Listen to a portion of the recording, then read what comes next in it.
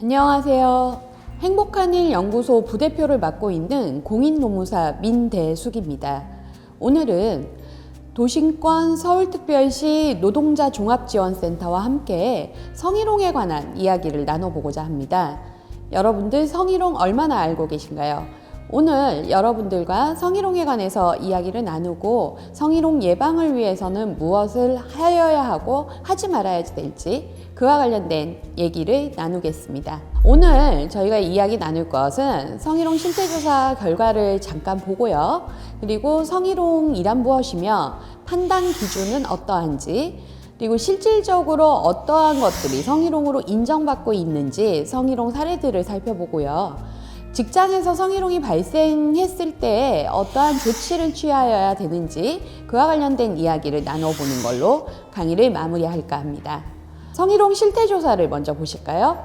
2018년 여성가족부에서 성희롱 실태조사를 하여 결과를 발표했습니다.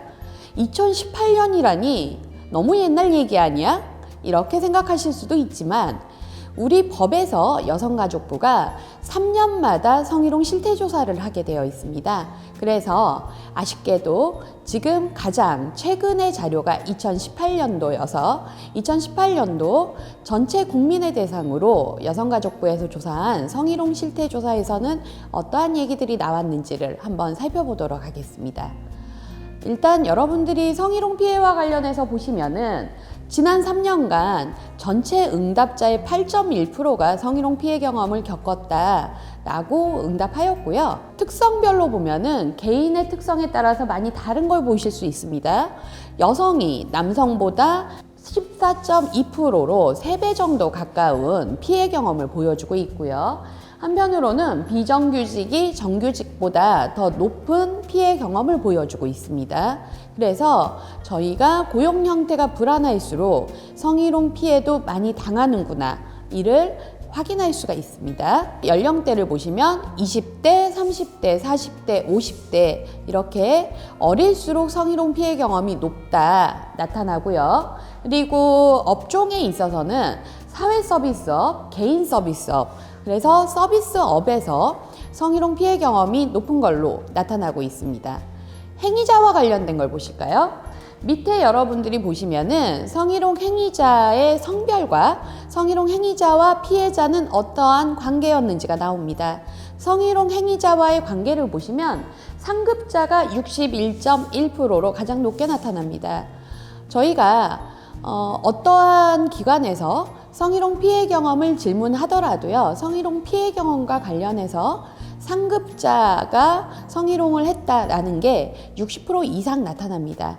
지금 여성가족부 성희롱 실태조사도 동일한 결과를 보여주고 있죠.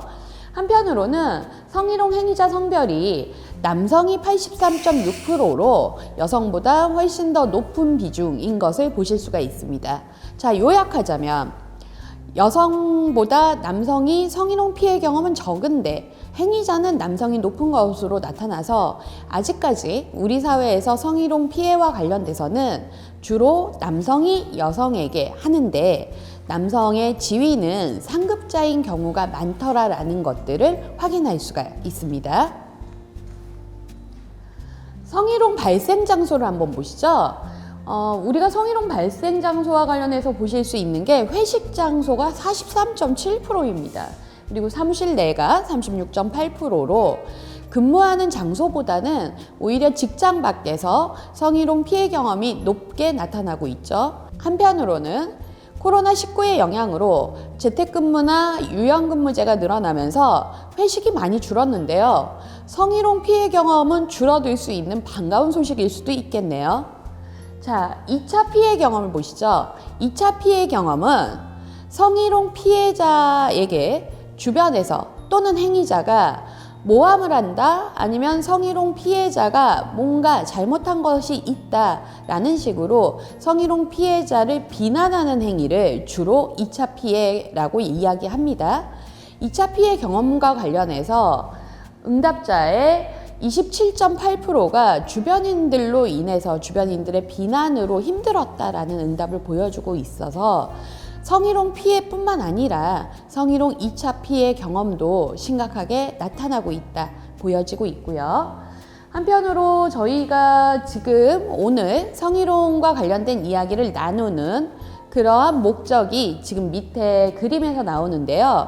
성희롱 예방 교육이 효과가 있었는가 하는 질문에는 응답자의 90.9%가 성희롱이 무엇인지 알게 되었다라는 긍정적인 답변을 하고 계시고요. 그리고 89.4%가 직장 내에서의 나의 언행을 조심하게 되었다라고 해서 성희롱 예방 교육이 성희롱을 예방하는데 효과적임을 확인할 수가 있습니다. 자, 성희롱 예방 교육의 효과에 있어서 매우 효과가 있었다가 32.2%, 약간 효과가 있었다 58.2%로 긍정적인 반응이 높게 나타나고 있죠. 오늘 저와 함께 성희롱에 대해서 얘기를 나누시면서 여러분들도 성희롱을 정확하게 아시고 이후의 행동 또는 이후의 피해에 잘 대처하시기 바랍니다. 성희롱 피해 영향과 관련해서는 47.3%가 별다른 영향이 없었다라는 응답을 하셔서요. 한편으로 다행이다라고 생각이 듭니다. 그런데 저희가 집중해서 봐야지 되는 부분들은 직장에 대한 실망감을 느꼈다 28.7%, 업무 집중도가 떨어졌다 21.3%입니다. 자, 이 프로테이지를 보면은요. 지금 거의 50% 정도가 성희롱 피해 경험이 직장에서의 업무에 대한 집중도가 떨어지고 직장을 싫어하는 그러한 부정적인 결과를 나타내고 있습니다. 한편으로는 사업주가 직장 내 성희롱을 왜 예방해야 되는지 이 부분들에 대한 필요성을 보여주고 있다 하겠습니다. 성희롱 피해 대체원은 피해 경험자의 81.6%가 참고 넘어간다입니다. 이는 여성가족부가 성희롱 실태조사를 했을 때 줄곧 70% 이상이 성희롱 피해 경험을 참고 넘어갔다라고 응답한 것과 동일한 결과인데요. 미투의 영향이라든가 아니면 성희롱에 대해서 사람들이 많이 경각심을 갖게 되었음에도 불구하고 본인이 겪고 있는 성희롱 피해에 있어서는 참고 넘어가는 사람들이 대다수라는 게 약간의 갑갑함을 주기도 합니다. 참고 넘어간 이유에 대해서 큰 문제라고 생각하지 않아서가 49.7%로 50%의 비중을 드러내고 있고요. 문제를 제기해도 해결할 것 같지 않아서가 31.8%입니다. 자, 이렇게 성희롱 실태조사 결과를 보셨는데요. 그 다음에 그렇다면은 우리가 흔히 얘기하는 성희롱이 무엇인지 성희롱의 정의와 관련된 부분들을 보도록 하겠습니다. 성희롱과 관련해서는 저희가 대표적으로 두 개의 법률에서 성희롱이란 무엇이다 라고 정의하고 있습니다. 첫 번째가 남녀고용평등과 일가정 양립 지원에 관한 법률이고요. 두 번째가 국가인권위원회법입니다. 자, 그러면 남녀고용평등과 일가정 양립 지원에 관한 법률에서는 성희롱을 무엇이라고 정의하고 있나요? 자, 보시면 사업주, 상급자 또는 근로자가 직장 내의 지위를 이용하거나 업무와 관련하여 다른 근로자에게 성적 언동 등으로 성적 굴욕감 또는 혐오감을 느끼게 하거나 성적 언동 또는 그 밖의 요구 등에 따르지 아니하였다는 이유로 근로조건 및 고용상의 불이익을 주는 것이다 라고 정의하고 있습니다. 지금 여러분들 보시면은 밑에 그림이 나오는데요. 일단 남녀고용평등과 일가정 양립 지원에 관한 법률에서는 행위자의 범위와 피해자의 범위를 한정하고 있습니다. 보시듯이 사업주, 상급자 또는 근로자가 행위자가 될 수가 있고요. 그다음 다른 근로자에게 해서 남녀고용평등법에서는 직장 내 성희롱과 관련해서는 우리 직장에서 같이 근무하는 사업주가 동일한 사람들 사이에서 벌어지는 일들로 보고 있습니다. 그래서 첫 번째로 고용노동부에서 성희롱을 다룰 때에는 다른 직장의 사람들과의 성희롱 문제를 다루기보다는 우리 직장에서 직장 내에서 동료들과 또는 상사하고의 사이에서 발생한 성적 언동 등에 대해서 성희롱으로 보고 있다 라고 보실 수가 있고요. 자, 그 다음에 우리가 보면은 직장 내의 지위를 이용하거나 업무와 관련하여 라고 해서 업무와 관련성이 있을 것을 요건으로 하고 있습니다. 그리고 가장 중요한 부분들 중에 하나가 성적 언동입니다. 성적 언동이 있어야만 성희롱이라는 거죠. 이 성적 언동 등으로 성적 굴욕감 또는 혐오감을 느끼거나 성적 언동 또는 그 밖의 요구 등에 따르지 아니하였다는 이유로 근로조건 및 고용상의 불이익을 주는 것, 이 모든 요건들에 해당돼야만 직장 내 성희롱이다 인정되게 됩니다. 자, 한편 국가인권위원회법에서는 어떻게 정의하고 있나요? 보시면은 앞이랑 상당히 유사하게 정의되어 있는데 몇 글자가 다르네? 이렇게 보실 수도 있을 것 같습니다. 자, 국가인권위원회법에서는요, 업무, 고용, 그 밖의 관계에서 공공기관의 종사자, 사용자 또는 근로자가 그 지위를 이용하여 또는 업무 등과 관련하여 성적 언동 등으로 성적 굴욕감 또는 혐오감을 느끼게 하거나 성적 언동 또는 그 밖의 요구 등에 따르지 아니하였다는 이유로 고용상의 불이익을 주는 것이다 라고 정의하고 있는데요. 남녀고용평등법과 비교한다면 국가인권위원회법은 훨씬 더 넓게 성희롱을 정의하고 있습니다. 어떻게 넓게 정의하고 있느냐? 행위자에 있어서 국가인권위원회법은 공공기관의 종사자, 사용자 또는 근로자가 라고 하고 있고요. 피해자에 대해서는 특별히 규정한 단어가 없습니다. 이 얘기는 그냥 행위자가 공공기관의 종사자이거나 사용자이거나 근로자 신분이면 되지 나하고 동일한 사업주일 것을 요구하지 않습니다. 한편으로는 우리가 아까는 직장 내의 지위를 이용하거나 업무와 관련하여 라고 하고 앞에 아무것도 안 붙었는데요. 인권위원회법에서는 업무, 고용, 그 밖의 관계라고 해서 행위자와 피해자가 어떻게 만나게 됐는가에 있어서도 포괄적으로 규정하고 있습니다. 자, 그 외에 직위를 이용하거나 업무 등과 관련하여 성적 언동 등으로 또는 성적 언동 또는 그 밖의 요구 등에 따르지 아니하였다는 이유로 성적 굴욕감 또는 혐오감을 느끼게 하거나 고용상의 불이익을 주는 것, 이 부분은 동일하죠. 자, 행위자와 관련해서 저희가 남녀고용평등법과 국가인권위원회법을 포괄하여 보자면 행위자는 공공기관의 종사자, 사용자 또는 근로자라고 해서 상당히 넓은 개념이라고 말씀드렸습니다. 나와 같은 사업주일 것을 요구하지 않고 그 신분 자체가 공공기관에서 근무를 하거나 아니면은 어떤 회사의 사용자이거나 또는 어떤 회사에 소속된 근로자인 경우를 의미한다라고 했는데요. 아쉽게도 이 성희롱 행위자 범위에서 빠지는 신분이 하나 있습니다. 자, 보시다시피 고객입니다. 그래서 저희가 행위자가 고객인 경우에는 직장 내 성희롱에도 해당이 되지 않고 국가인권위원회법상 성희롱에도 해당되지 않습니다.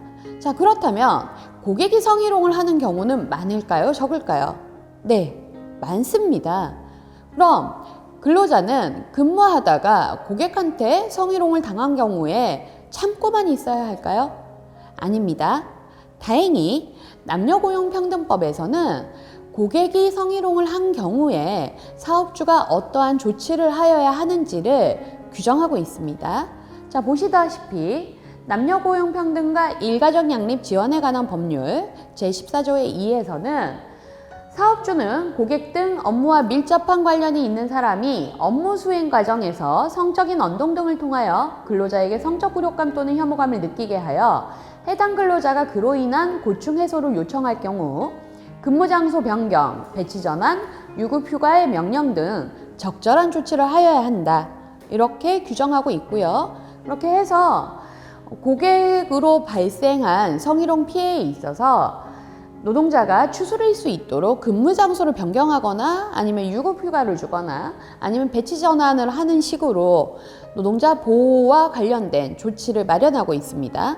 한편으로는 피해를 당한 근로자가 고객 등으로부터 성적 요구 등에 따르지 아니하였다라는 것을 이유로 해고나 그 밖에 불이익한 조치를 한 경우에는 사업주가 처벌받게 됩니다. 여러분들 한번 눈여겨보셨으면 하고요.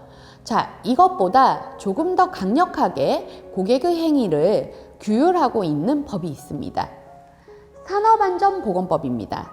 산업안전보건법에서는 고객의 성희롱뿐만 아니라 고객의 폭언, 폭행, 그리고 성희롱과 같은 어떤 괴롭힘 행위에 대해서 전반적으로 사업주가 근로자를 보호하여야 한다라고 규정을 하고 있습니다. 자, 그래서 이러한 고객을 주로 상대하는 근로자들을 산업안전보건법에서는 고객응대 근로자라고 부르고 있습니다. 여러분들 혹시 병원에 가보셨나요? 병원 복도에 지나다니실 때 고객응대 근로자 보호와 관련해서 안내방송하는 거 들어보셨는지요? 혹시 최근에 기차를 타보신 적 있으신가요? 기차에서도 기차가 출발할 때 산업안전보건법에서 고객응대 근로자를 보호 조치하고 있다라는 안내문을 방송하고 있습니다. 그 내용이 지금 여러분들이 보고 계신 이 법에서 담겨져 있는 내용입니다. 자, 그러면은 마찬가지로 남녀고용평등법과 유사하게요. 산업안전보건법에서는 고객의 폭언, 폭행, 성희롱 또는 기타 괴롭힘 행위를 당한 근로자가 사업주에게 보호 조치를 요청하는 경우에 업무의 일시적 중단 또는 전환, 휴게 시간의 연장, 그리고 폭언 등으로 인한 건강장애 관련 치료 및 상담, 또한 고객을 근로자가 고소하고자 할 경우 사업주가 증거물을 가지고 있다라면 그 증거물에 대해서 지원해주는 이러한 조치까지 산업안전보건법에서 규율하고 있습니다. 자, 그렇다면은 우리가 고객에 의한 성희롱을 정리해 보자면요.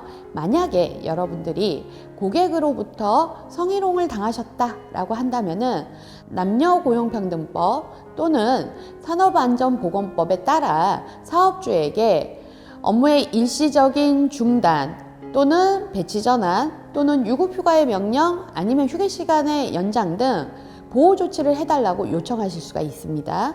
한편으로는 성희롱 피해와 관련돼서 치료나 상담 지원을 받으실 수 있다는 점도 기억하시기 바랍니다. 두 번째는 저희가 업무 관련성을 보겠습니다. 자, 업무와 관련되었다라는 것들은 어떤 의미인가 라고 했을 때에는 저희가 상당히 포괄적인 의미로 해석하시면 될 것 같습니다. 처음에 실태조사를 보셨을 때요. 성희롱 발생 장소 1위가 어디였죠? 회식 장소였습니다. 자, 그 다음에 사무실 안으로 나왔는데 다른 실태조사에서 보면은 사무실 안 다음에 나오는 게 출장 중인 차 안, 뭐 이런 식으로 저희가 직장 외부에서 발생한 경우들이 많고요. 회식이라든가 출장은 업무 관련성이 높다라고 볼 수가 있겠죠. 그런데 현재 지금 국가인권위원회에서 업무 관련성에 있어서는 사적인 만남이라고 할지라도 그것들이 상대와 직장 동료이기 때문에 또는 직장 상사가 사적인 만남 자리를 갖자라고 했을 때 거절할 수 없어서 이러한 사적 만남까지 업무 관련성이 확대되고 있습니다. 그래서 업무와 관련해서 성희롱이 발생했다라는 것을 어떻게 입증해야 하는가? 아니요, 그렇지 않습니다. 업무와 관련해서 또는 직장 상사 동료이기 때문에 어쩌다 보니 밖에서 만나게 되었다, 이러한 개연성만으로도 충분히 업무 관련성을 인정받으신다 기억하십시오. 그 다음에 저희가 보는 게 성적 언동입니다. 성적 언동 하면은 뭐가 떠오르시나요? 몰래카메라? 아니면 가슴이나 엉덩이를 만지는 행위? 뭔가 우리가 직접적인 행위들을 떠올리실 수 있을 것 같습니다.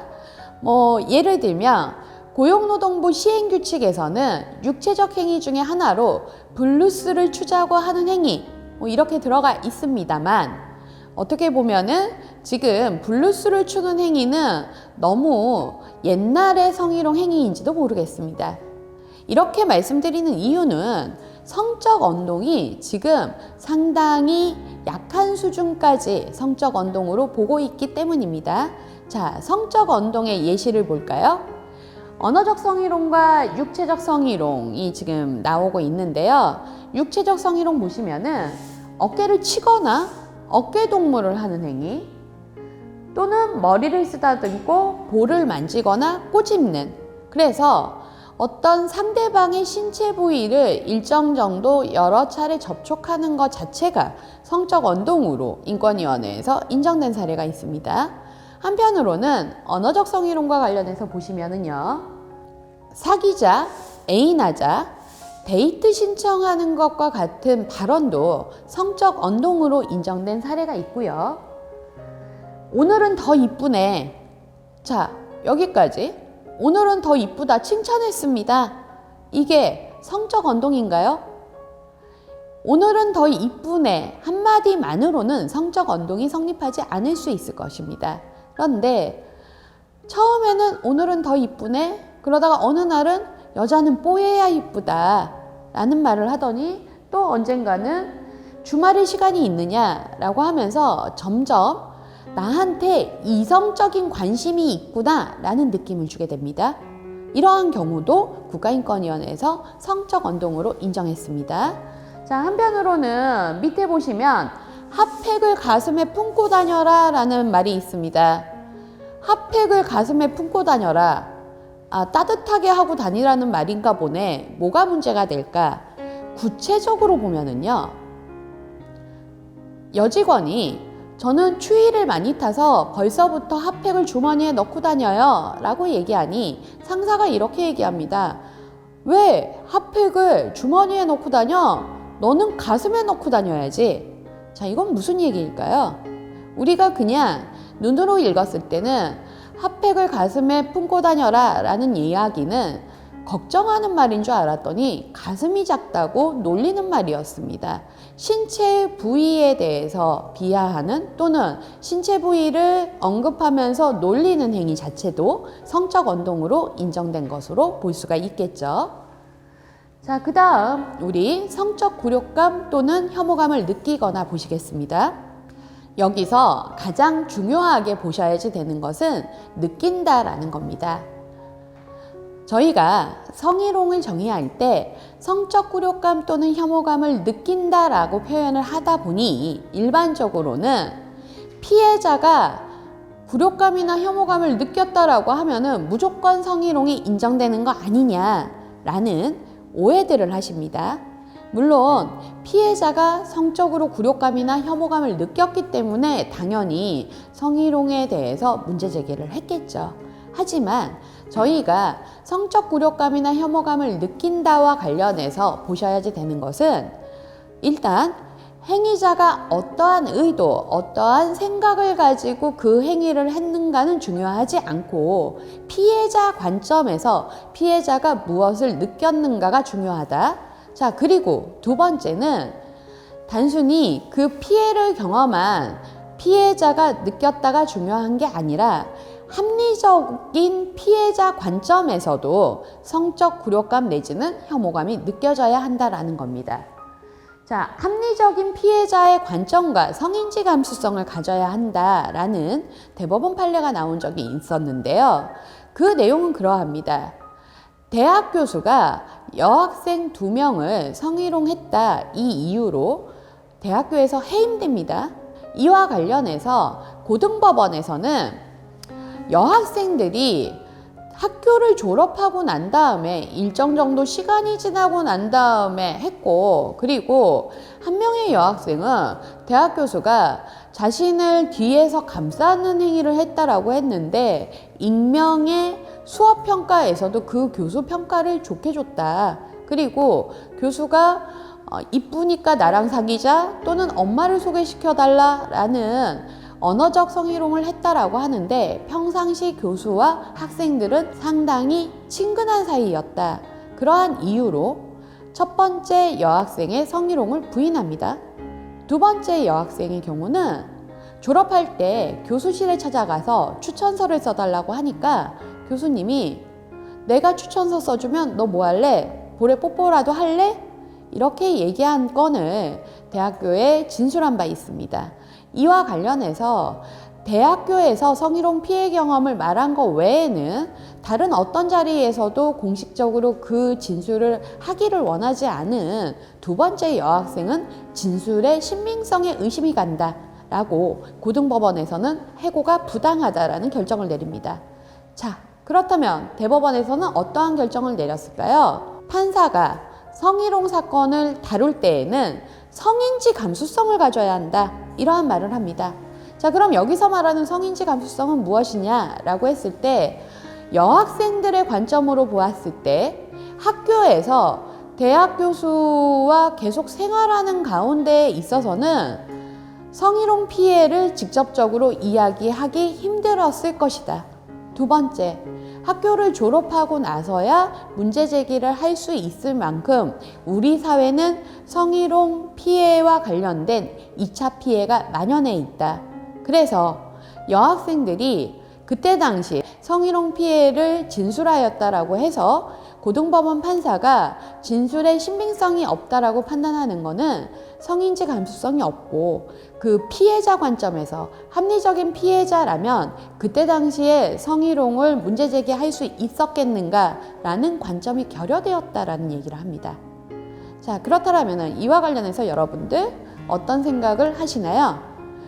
결국 성적 굴욕감 또는 혐오감을 느낀다라는 거는 내가 듣기에 그게 무슨 굴욕감 또는 혐오감까지 할 얘기야, 어깨 좀 툭 쳤다고 그게 무슨 혐오감, 이렇게 생각하실 수가 있는데, 우리가 성희롱을 판단하는 것은 적어도 그 피해자와 비슷한 연령대, 그리고 비슷한 성별, 그리고 그 피해자들의 특성들을 감안해서 피해자와 같은 성별의, 피해자와 같은 연령대의, 피해자와 같은 경험을 가진다라면은 그 피해자들은 성적으로 굴욕감 또는 혐오감을 느낄 것인가 라는 것들이 저희가 성적 굴욕감 또는 혐오감을 느낀다라는 표현에서 중요합니다. 자, 그 다음에 근로조건 및 고용상의 불이익, 이 부분은 특별히 설명을 안 드려도 아실 것 같습니다. 성적 언동을 했어요. 그에 관해서 제가 불쾌하다라고 표시를 하니까 그 다음서부터 상사가 저를 볼 때마다 째려보거나 아니면 저한테 일을 못한다고 고함을 칩니다. 자, 이런 경우는 어떻게 될까요? 저의 근로조건이 악화되었죠. 또 한편으로는 사업주가 성적 언동을 한 것에 있어서 제가 참지 않는다라는 이유로 내일서부터 나오지 마라, 아니면은 너는 이제서부터는 창고에 가서 작업하라 라는 식으로 근무 장소를 변경합니다. 이 경우는요, 고용상의 불이익 또는 저보고 더 이상 회사를 나오지 말아라 라고 한다면은 해고를 하는 거니까요. 이러한 경우들이 근로조건 및 고용상의 불이익을 주는 것이다 라고 보시면 될 것 같습니다. 이렇게 성희롱 판단 기준을 보셨는데요.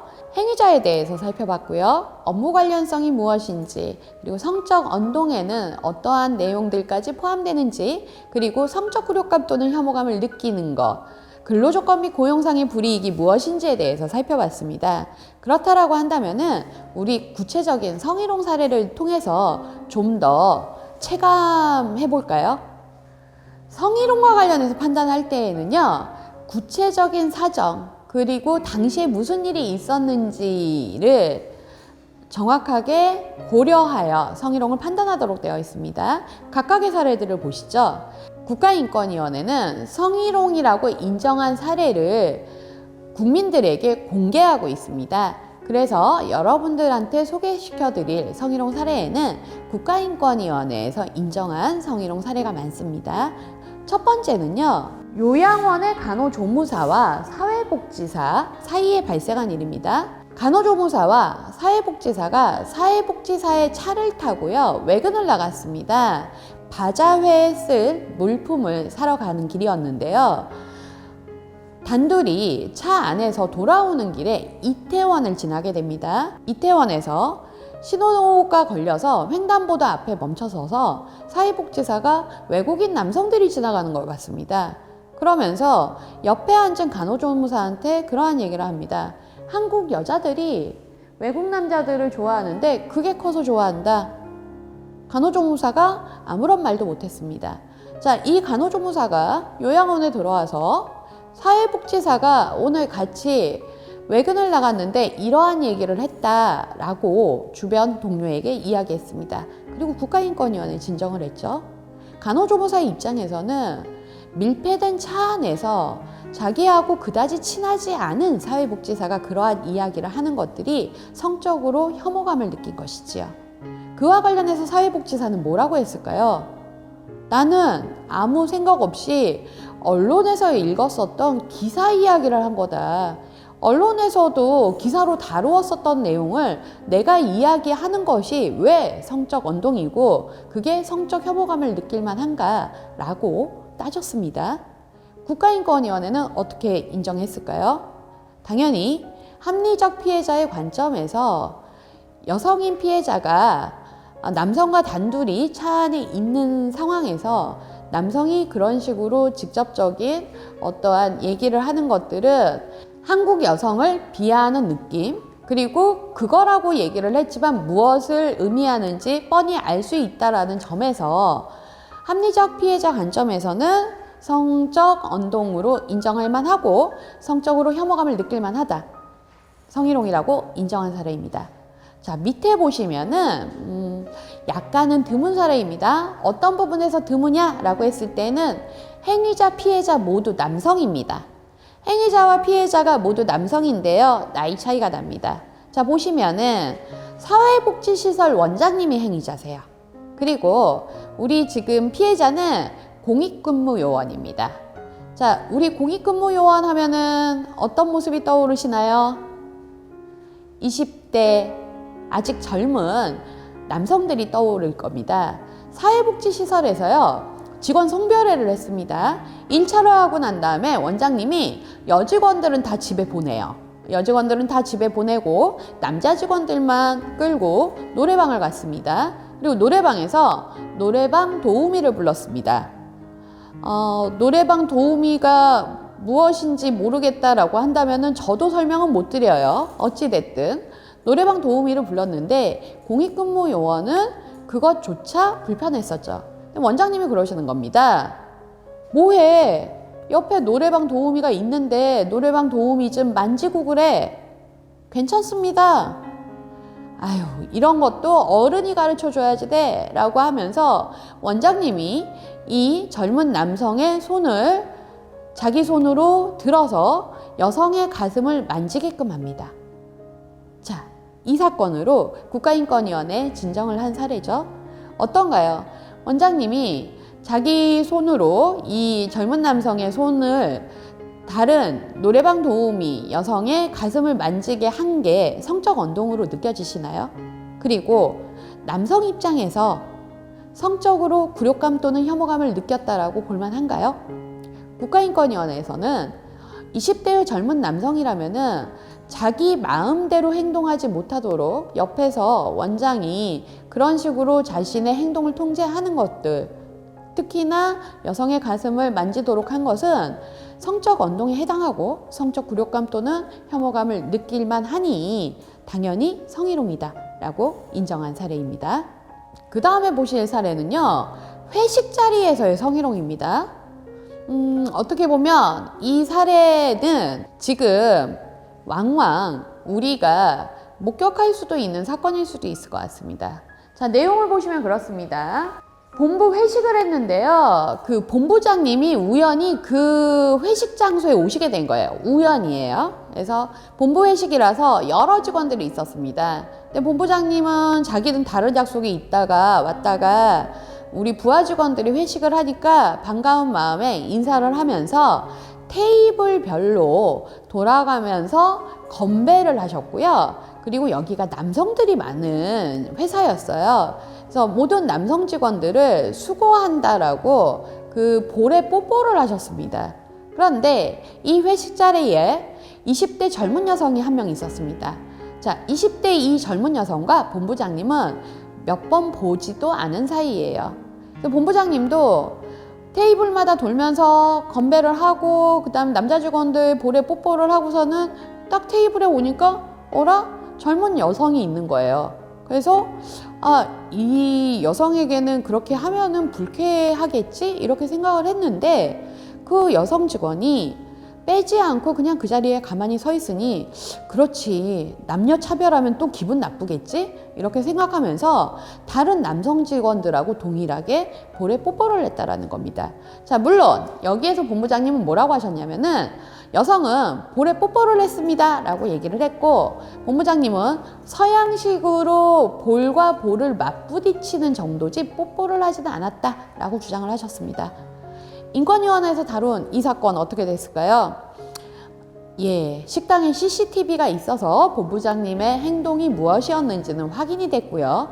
본부장님이 남녀 차별일까봐 여성에게도 동등하게 대우한 것이다 라는 말씀은 일면 맞는 이야기 같지만, 우리가 젊은 여성이 몇 번 보지도 않은 직장 상사가 자신의 볼에 입을 가져다 대는 행위를 한 것을 성적 언동이라고 볼 수밖에 없고, 그 여성의 입장에서는 성적 굴욕감이나 혐오감을 느낌으로 성희롱이다 라고 인정한 사례입니다.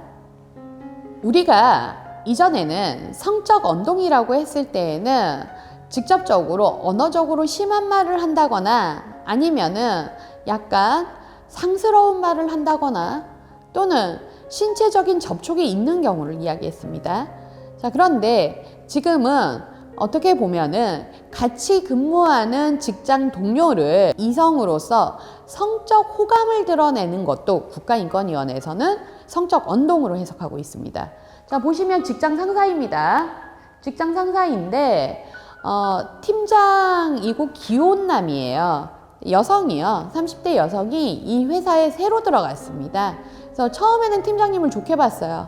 근데 근무한 지 얼마 지나지 않아서 갑자기 저녁에 팀장님한테 사랑 노래 그 파일이 오고요. 그 다음에 팀장님이 전화를 하신 겁니다.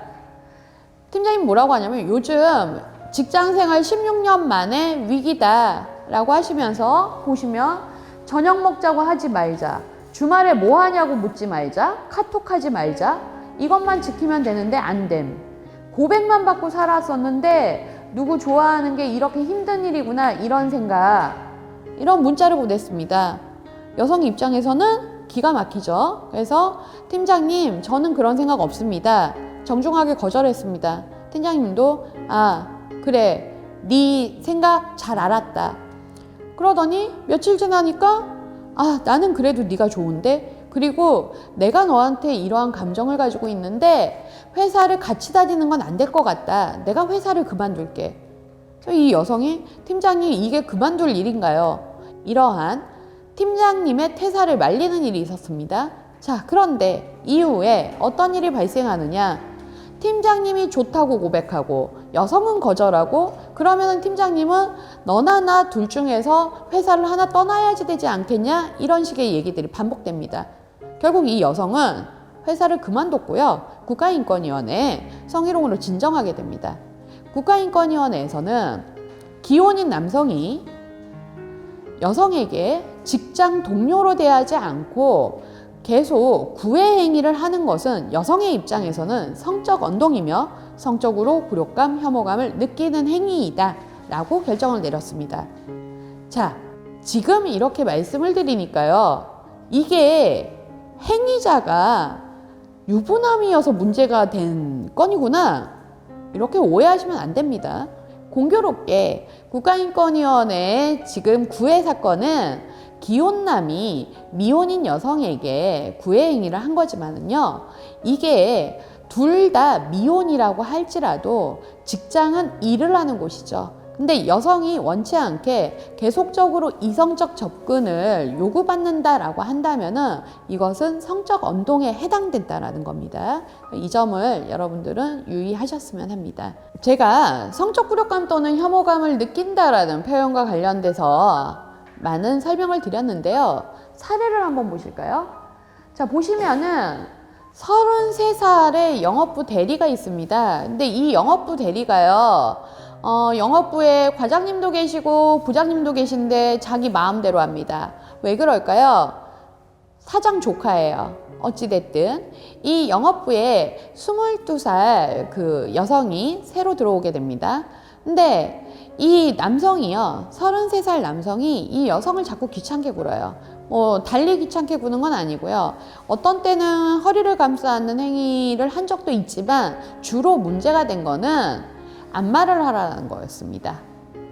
와서 내 어깨 좀 주물러. 제가 왜 주무릅니까? 라고 여성이 거절하다가 어떤 때는 주무르다가 여성이 너무 화가 나죠. 자, 그런 가운데 또 출근을 했더니 남성이 여성에게 어깨를 주무르라고 한 겁니다. 그래서 저는 못 주무른다 라고 얘기를 했더니 그게 뭐가 그렇게 어렵다고 그러냐? 그러면서 남성이 여성의 자리로 옵니다. 그래서 여성이 싫다고 하는데도 여성의 어깨를 주물렀어요. 그러면서 이렇게 어깨 주무르는 게 뭐가 힘들어? 라고 얘기를 했습니다.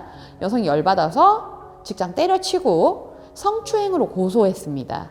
자, 이 고소한 사건이 과연 성추행이냐? 자, 그러면은 성추행이라고 하면은 저희가 지금 얘기하는 성희롱하고는 달리 행위자가 형사처벌을 받는 행위이기 때문에 상당히 엄격하게 따지게 되는데요.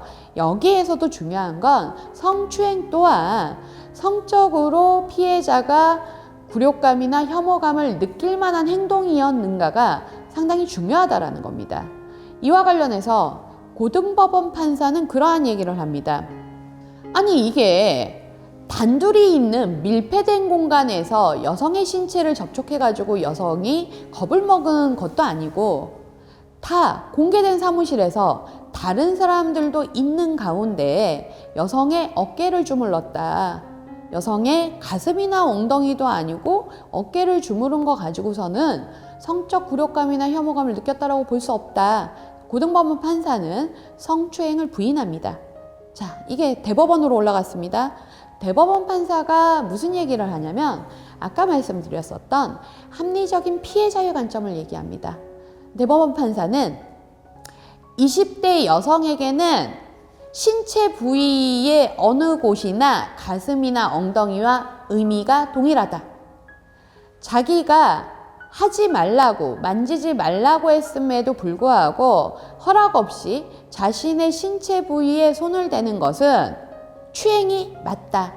그렇기에 20대 젊은 여성의 입장에서는 싫다고 분명히 거절 의사를 밝혔음에도 불구하고 신체 부위를 접촉한 것은 성적으로 굴욕감이나 혐오감을 느끼는 행위이므로 성추행, 이렇게 인정된 사건입니다.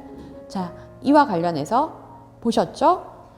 대법원 판사가 20대 젊은 여성이 아닙니다. 그런데 대법원 판사가 성추행을 결정하는 데 있어서 20대 초반의 젊은 여성이라면 충분히 자신의 신체 부위를 허락 없이 만진 것만으로도 성적으로 굴욕감이나 혐오감을 느낄 만하다 라고 합리적 피해자의 관점으로 판단을 내린 거죠.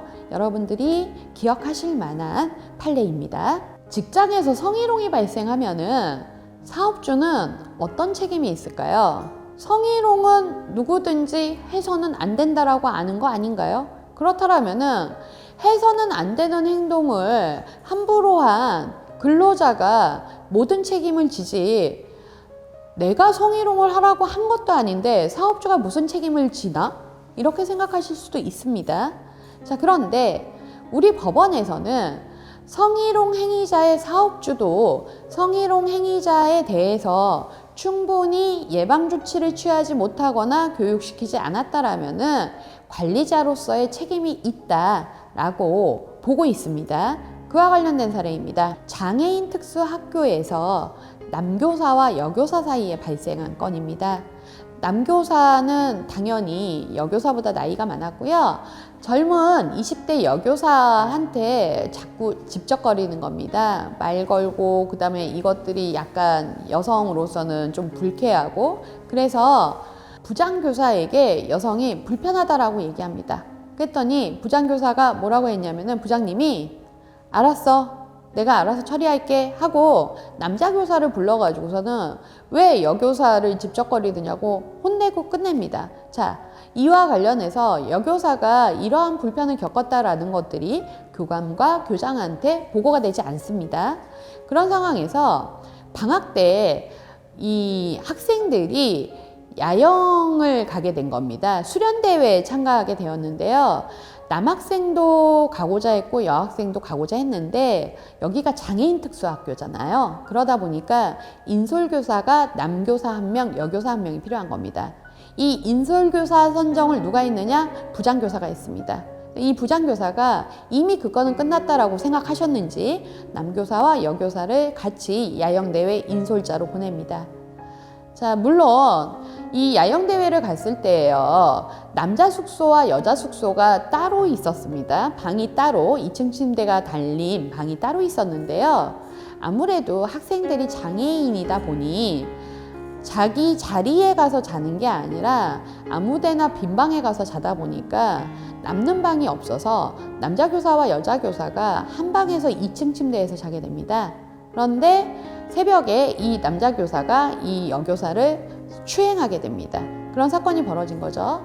자, 그와 관련돼서 이 여성은 일단 첫 번째로는 국가인권위원회에 성희롱으로 진정을 했고요. 인권위원회에선 당연히 성희롱으로 인정받았습니다. 그리고 이 성희롱과 관련해서 남교사와 학교를 상대로 민사상 손해배상 청구를 하게 됩니다.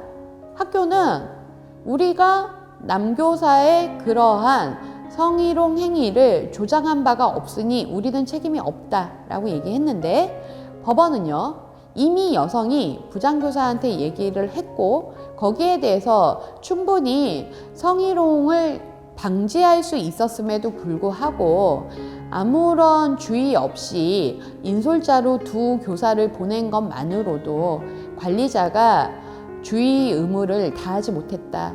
그러니까 결국은 근로자한테 성희롱을 하지 말라라는 또는 근로자가 성희롱을 할 수 있는 어떠한 환경을 제공한 데에는 사업주 책임이 크다라는 거죠.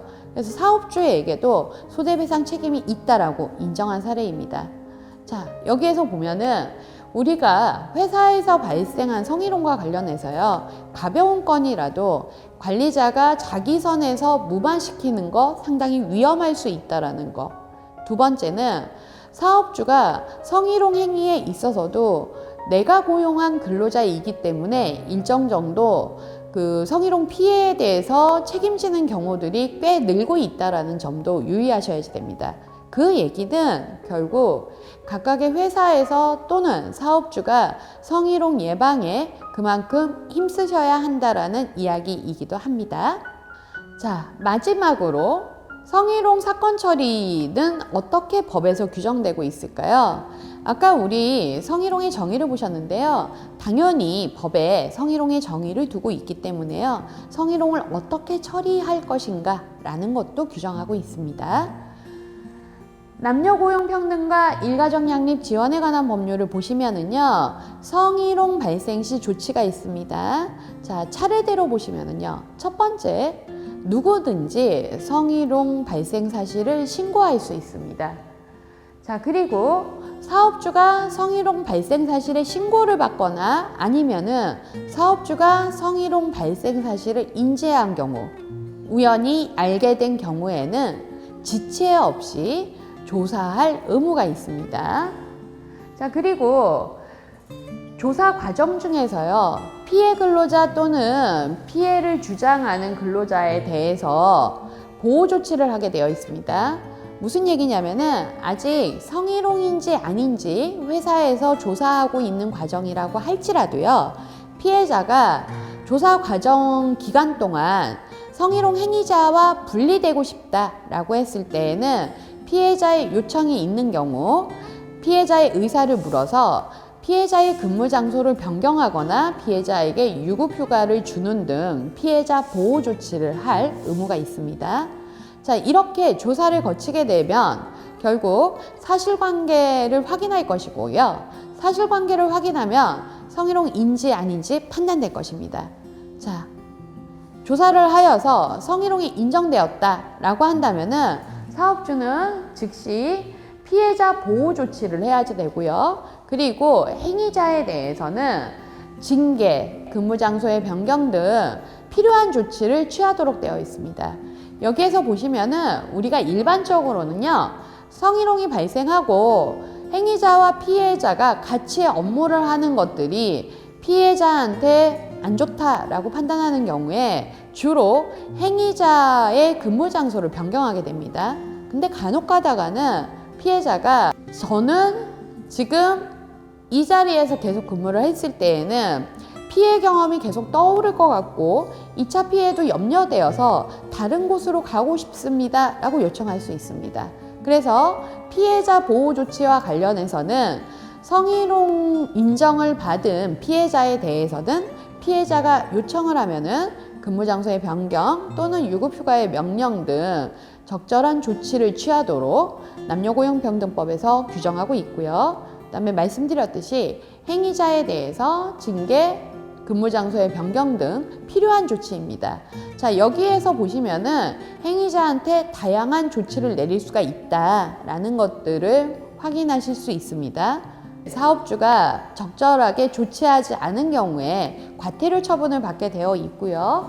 한편으로는 피해 근로자 등에게 불리한 처우, 해고나 그 밖에 불리한 처우를 하는 경우에는 3년 이하의 징역 또는 3천만 원 이하의 벌금을 부과하도록 되어 있습니다. 법에서 규정된 것들을 다시 한번 우리가 그림으로 보신다라면은 아까 보셨듯이 이제 누구든지 신고할 수 있다라고 하니까 제3자가 신고하거나 또는 사내 소문을 사업주가 인지하는 경우, 그리고 피해자가 성희롱 피해 상담을 신청하는 경우, 이러한 과정들을 다 인지라고 볼 수가 있고요. 일반 회사에서는 성희롱 피해 신고를 받거나 아니면은 사실을 인지했을 때 피해자 상담을 먼저 진행을 합니다. 자, 그리고 피해자 상담을 해서 혹시 피해자가 가벼운 건이어서 성희롱 행위자와 합의를 보고 싶다라고 하면은 비공식적으로 합의를 보는 것도 가능합니다. 물론 비공식적 합의가 불가능한 경우에는 정식으로 사건 조사를 해서 성희롱을 인정하고 행위자에 대해서 적절한 조치를, 필요한 조치를 하여야 하겠죠. 보시면 조사, 성희롱 보충심의위원회, 인사위원회, 자, 그렇게 해서 가해자를 처벌하고 피해자 보호 조치를 하는 이러한 순서도를 보실 수가 있습니다. 우리 회사에서는 저런 거 못 봤는데 그러실 수 있습니다. 지금 여러분들한테 보여드린 조직 내 고충 처리 절차는요, 나름 규모가 있는 회사에서 좀 운영하고 있는 방식이기 때문에 우리 같이 일하는 근로자 수가 적은 사업장에서는 이렇게 복잡한 절차를 규정하고 있지 않습니다. 그리고 이와 관련해서 보시면은 저는 이런 얘기 처음 들어요 이렇게 얘기하시는 분도 계실 것 같습니다. 저희가 남녀고용평등법에서는 1년에 1회 근로자에게 성희롱 예방 교육을 반드시 시키도록 하고 있습니다.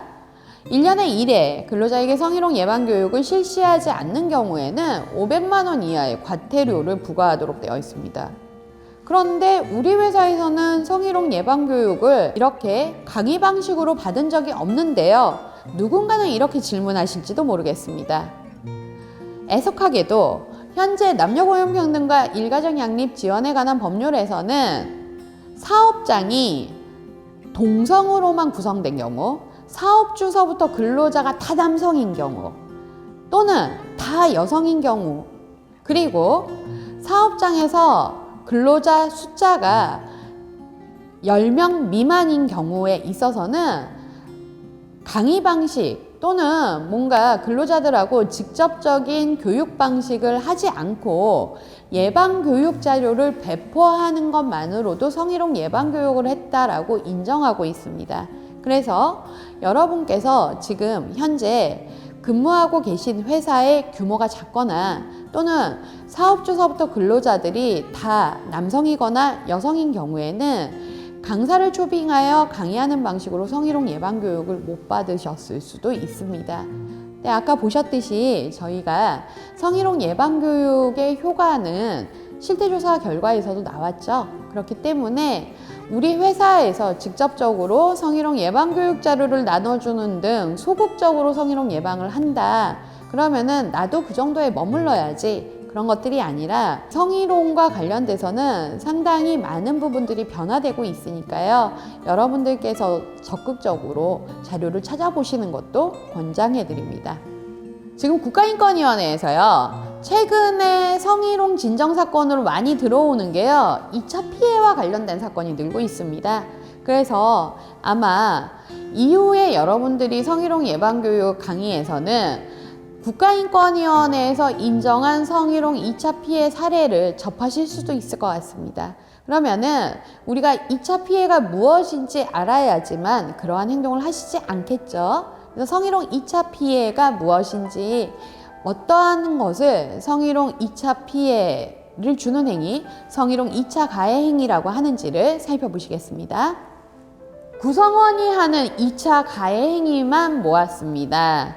구성원이 피해자한테 하는 직접적으로 성적 언동 등으로 성적 굴욕감 또는 혐오감을 느끼게 하거나 근로조건 및 고용상의 불이익을 주는 것은 아니지만 성희롱 피해자라는 이유로 어떠한 2차 가해를 하고 있나요? 자, 첫 번째, 사건에 대한 은폐 및 축소하려는 행위, 이런 건데요. 별일 아니니까 넘어가라, 또는 행위자도 나쁜 의도가 있어서 그렇지는 않았을 거야 라든가, 아니면은 이 건을 문제 제기해봤자 회사에서는 별 조치 취하지 않을 거니까 그냥 말하라 라는, 이러한 제가 들어드렸었던 모든 예가 성희롱 2차 가해 행위입니다. 자, 두 번째, 피해자에게 사건 무마 및 합의를 종용하는 행위. 행위자가 사과했잖아, 사과하면 받아들여야지. 한국 사회는 사과를 하면은 무조건 받아줘야 한다라고 생각하는 경향성도 있는 것 같습니다. 자, 합의를 종용하는 행위를 하는 거, 그 다음에 이 사건 이제는 어느 정도 사실관계가 밝혀졌으니 그만 취소해라 라는 주변인들의 압력도 만만치 않습니다. 이것 또한 대표적인 2차 가해 행위입니다. 자, 세 번째, 피해자 인적 정보 및 피해 관련 내용을 유포하는 겁니다. 여기에서 중요한 거는 우리 회사에서 성희롱이 발생했더라 라고 한다면은 구성원들이 육하원 측에 따라서 어떠한 성희롱이 발생했는지를 너무나 궁금해 한다라는 거죠. 그런데 성희롱 피해자한테는 정말로 그 피해의 정도가 어마무시할 수도 있는데, 내가 일종의 가십으로 성희롱 피해 사실을 궁금해 하는 것은 옳은 일일까요? 피해자의 인적 정보를 궁금해 하거나 피해 관련 사실에 있어서 내용을 말하고 다니는 거, 당연히 성희롱 피해자한테 또 한 번 상처를 주는 2차 가해 행위입니다. 자, 네 번째, 피해자를 비난하거나 피해자에게 책임을 전가하려는 행위. 대체적으로 얘기하는 게 피해자의 평상시 태도를 얘기합니다.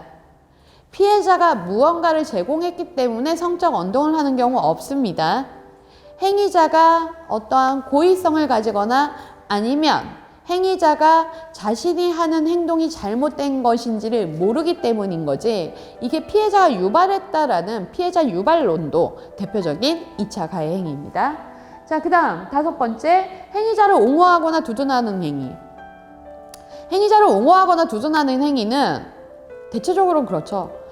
그분이 그럴 뿐이 아닌데 뭔가 이게 오해가 있었던 것 같다, 아니면 잘못된 것 같다, 그 사람 인품이 얼마나 좋은데, 그 사람이 일을 얼마나 잘하는데, 행위자가 그러한 성희롱 행위를 했다라는 것을 계속 의심하고, 그 다음에 행위자는 그런 잘못을 저지를 리 없다라고 표현하는 것 자체가 행위자를 옹호하거나 두둔하는 행위입니다.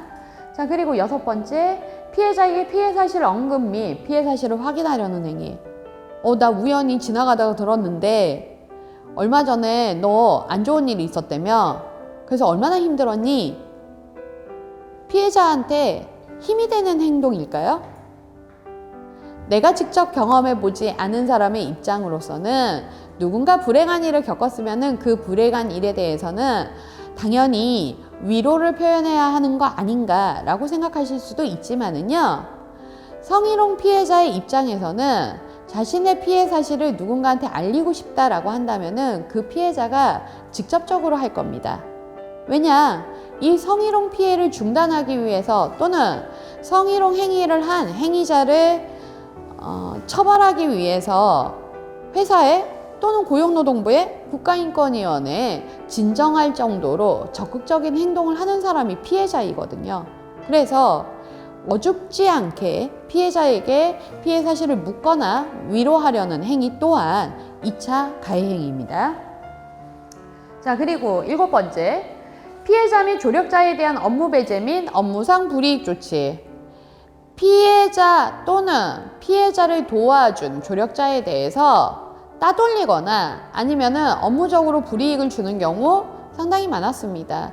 기간의 사례들에 있어서도 많이 보여지는데요. 예를 들면 회사에 성희롱 피해를 제기한 피해자를 부서 내에서 따돌리고 있는데 다른 부서의 여자 대리가 같이 놀아줬어요. 같이 어울리니까 회사에서 경고가 갑니다. 그 여자 대리에게 피해자하고 같이 친하게 지내지 말아라. 여자 대리가 이를 무시하고 계속 피해자를 조력합니다. 그랬더니 회사가 이 여자 대리의 1년치 근태 기록을 뒤져서 지각을 여러 차례 했다라는 이유로 징계를 한 케이스가 있었습니다. 이 지금 말씀드린 여성 대리에게 근태 기록을 문제 삼아서 징계를 하고 그 다음에는 징계에 대해서 부당함을 따지는 과정에서 또 여성이 회사의 기밀을 빼돌렸다 이러한 이유로 대기 발령까지 한 유명한 사건이 있었는데요. 이것 또한 전형적인 2차 가해 행위이고요. 이는 법원에서 2차 가해라고 이미 인정된 바가 있습니다. 자, 그리고 피해자 및 조력자에 대한 악소문을 유포하는 행위. 피해자가 워낙 행실이 안 좋았어. 또는 피해자 워낙 약간 꼬리치고 다니지 않았냐. 조력자, 피해자랑 노는 거 보면은 뻔할 뻔짜지.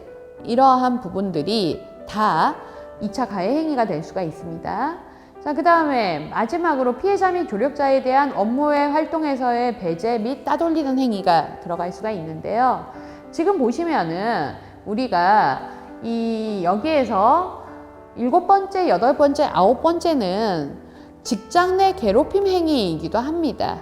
그래서 다른 사람에 대해서 업무상 적정 범위를 벗어나서 신체적, 정신적 고통을 주는 행위이기 때문에 직장 내 괴롭힘 행위이기도 하다. 2차 가해뿐만 아니라 유념하셔야 되겠고요. 저희가 피해자의 상처에 소금을 뿌리는 행위를 과연 옳은 일이라고 말할 수 있을까요? 여러분들은 어떠한 의도 없이 그리고 여러분들의 생각을 말한 것 뿐이라고 할지라도요. 성희롱 피해자에 대해서 또는 성희롱 행위자에 대해서 여러분들의 생각을 그냥 두서없이 말씀하시는 것만으로도 2차 가해가 될 수 있다라는 점은 유념하셨으면 좋겠습니다. 자, 여기까지 성희롱과 관련된 부분들을 봤는데요. 성희롱 실태조사를 통해서 남성보다는 여성이 그리고 정규직보다는 비정규직이 많은 피해를 입는다라는 걸 봤고요. 그다음에 법에서 얘기하는 성희롱이 무엇인지를 봤습니다. 한편으로는 고객의 성희롱도 법에서 근로자 보호 조치를 하고 있다라는 걸 봤으니까요. 고객과 업무를 많이 하시는 고객응대 근로자들은 기억하셨으면 좋겠습니다. 자, 그리고 특수한 형태로 근로하시는 노동자들의 경우에 있어서는 기억하시죠? 국가인권위원회법에서는 피해자를 특정하지 않습니다. 그렇기 때문에 여러분들이 지금 우리 법에서 근로자로 인정받느냐 못 받느냐 문제하고는 변론으로 성희롱은 국가인권위원회에 문제 제기하실 수 있습니다. 그리고 한편으로는 성희롱 사례를 통해서 저희가 판단 기준을 자세히 살펴봤습니다. 그리고 사건 처리를 보셨는데요. 우리 회사가 조그만 사업장인 경우에는 실은 사업주가 성희롱 사건 처리를 잘 못하는 경우도 있을 겁니다. 그 경우에는 굳이 회사에서 사건 처리를 하려고 하시지 마시고요. 성희롱과 관련해서 상담해주는 기관이 많습니다. 저희 도심권 서울특별시 노동자 종합지원센터도 마찬가지입니다. 그래서 여러분들이 성희롱 피해를 입으셨을 때에는 1차적으로 저희 센터와 같은 곳에 상담을 먼저 받으십시오. 그리고 회사 내에서 성희롱 피해에 대해서 제대로 조치를 하지 않을 것 같으면은 고용노동부나 국가인권위원회에 진정을 하실 수가 있습니다. 그래서 여러분들의 성희롱 피해와 관련해서는 구체적으로 어떻게 행동하실 건가는 먼저 상담 받으시기를 권유드립니다. 자, 성희롱은 누군가한테는 엄청나게 불행한 사건입니다.